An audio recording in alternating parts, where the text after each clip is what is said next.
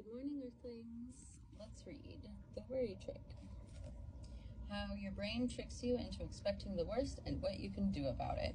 We're going to intuitively flip to the designated page. Attitude about thoughts. Ooh. Are we going to talk about shifting mindsets? The previous examples all involve counterintuitive problems in a world around us. It's even trickier when we have...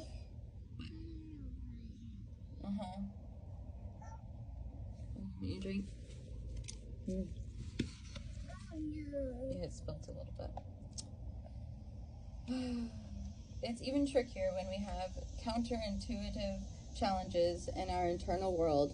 In our own minds, we have some unexamined assumptions about our thoughts that influence our reactions in unhelpful ways. Assumptions! Guys, I was just talking about this in my last video, in shadow work and yada yada.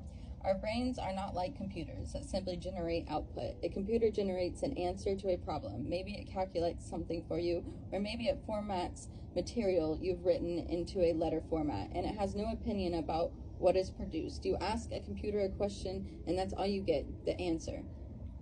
Not so much with our brains.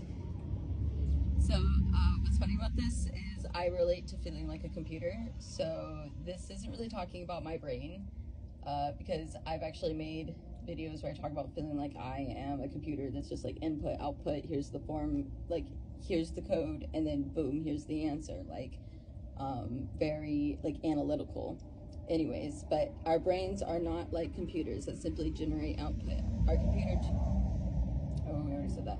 Not so with our brains. We have thoughts, including worries. We also have attitudes, beliefs, and thoughts about our thoughts.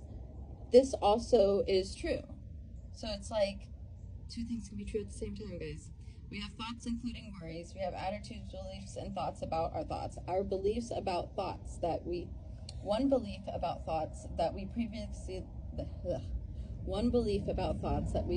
briefly examined in Chapter 3 is the belief that thoughts can be dangerous. Let's take another look at that. Are thoughts dangerous? Want to try an experiment? Take a minute now to think about this book catching fire in your hands. Think about it in a great detail. Picture the flames curling. The pages, the white pages turning to gray ash and the smell of burnt paper. The smoke spiraling toward the ceiling, and any minute the smoke alarm should start screeching a warning, and yet here you are, still holding the unburned book in your hands, reading these words. It seems clear that thoughts aren't dangerous. Only actions can be dangerous. Why can't you just control your thoughts? One important attitude that many people hold about their thoughts is that they ought to be in control of them. They think they should be able to have the thoughts they want and not the thoughts that they don't want. Do you think about it this way? When I was a teenager, I often would get really frustrated with myself for having the thoughts I have, and now I'm more accepting of them. I don't gaslight myself for having them. I just notice them, observe them. It's a little concerning. Look deeper into why I'm having them.